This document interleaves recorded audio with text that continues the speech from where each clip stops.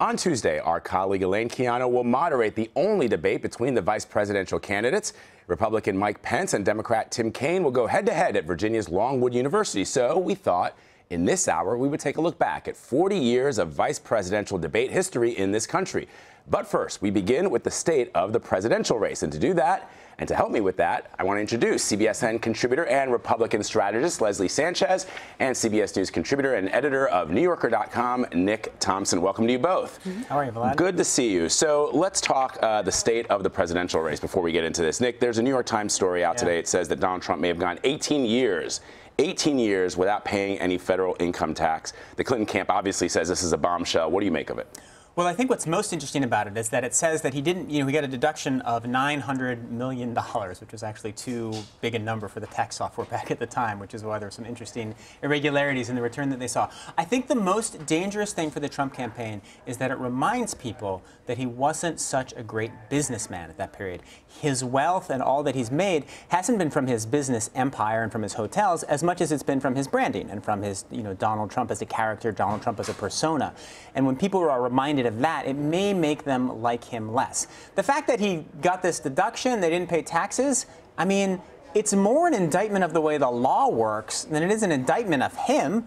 He is supposed to take every deduction he possibly can and not pay it. I mean, it is kind of gross that the system allowed him to do that, but I don't think the actual act is going to be held against him too badly. Right, and Leslie, it's not illegal, and what Mr. Trump is saying on the campaign trail is, look, I've always taken advantage of the laws in this country that are broken, and that's my responsibility as a businessman, and I'm going to change those laws once I become president of the United States. Exactly. I think Nick hits exactly on the point in the second part of that, because any sole proprietor, anybody who's ever taken deductions, it's interesting in focus group data, they will come back and tell you, I would take advantage of any opportunity, any loophole that is within our tax system as long as it's legal. So there's this alignment that if it is legal, he did the best he could. They basically, nobody is inclined to want to give more money to the IRS than they have to. So there are two. Can I add one thing? Yeah. To your comment that Trump understands the tax code better than anybody else and that'll help him fix it.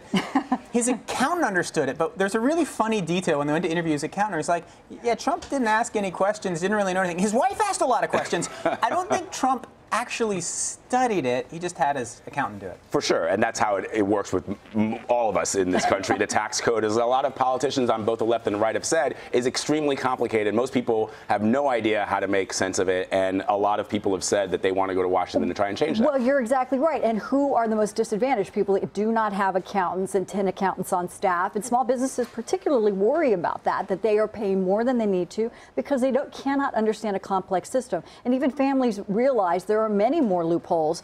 They want a fairer system. You can be a broker of the system if you think you take advantage of all those loopholes, but I think it's a disingenuous argument on behalf of Trump. So there are two things that the American people have to decide when they're thinking about a Trump presidency. One, Nick, is the question that you bring up. Is he as successful a businessman as he says he is, even though he almost lost $1 billion during at one point of his career? And Leslie, to your point, is he just taking advantage of the tax laws that we would all like to be able to do, but we don't have the means to do that? But here's how the Trump campaign is spinning the loss of those assets. Take a listen. What it shows is what an absolute mess the federal tax code is, and that's why Donald Trump is the person best positioned to fix it. There's no one who's shown more genius in their way to maneuver around the tax code and to rightfully use the laws to do that. And he's already promised in his tax plan to change many of these special interest loopholes and get rid of them so you don't have this kind of situation. The reality is, this is part of our tax code. The man's a genius. He knows how to operate the tax code. He has an obligation as the head of a business to take advantage of and to use the lawful deductions and tax advantages that are available to you. All right, we've heard Donald Trump called businessman, billionaire, but Donald Trump, genius. Nick. Well, these are surrogates. They go on TV, and this is a difficult day, and I think genius is just what came out. I mean, both of what Christie and Giuliani said, there are bits of truth in there. He does have an obligation, not just, he wants to make as much money as he possibly can.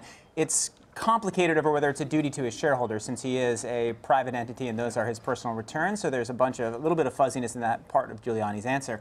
But in general, what they say is correct. This is a sign that the tax code is broken. It is also a sign, as we've been talking, that he wasn't such a great businessman. But Leslie, is it a sign that Donald Trump is a genius? That's a little far-reaching. That's a little far-reaching. Okay. You know, that was a stretch in the communications talking points. I mean, Einstein is a genius. Well, right? yeah. Let's give it some perspective. Right, exactly. Let's give it some perspective. But did they take advantage? Again, though, it points to the disparity. You can argue this both ways.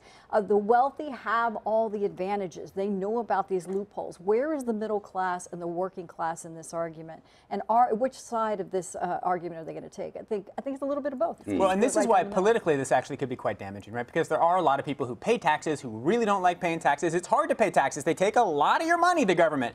This is one of the reasons why Republicans have been so successful over the years. And then here is Donald Trump, and he's able to get away with it. And the optics of that, I don't think are particularly good. You're not a rallying cry for the IRS. Right. You're just not going to see that. No, you're never going to see that no matter where you stand on the political divide. And to the New York Times, on Sunday, the reporters for the New York Times appearing on CNN, when asked if there were more coming, they said no comment. So this is not going away.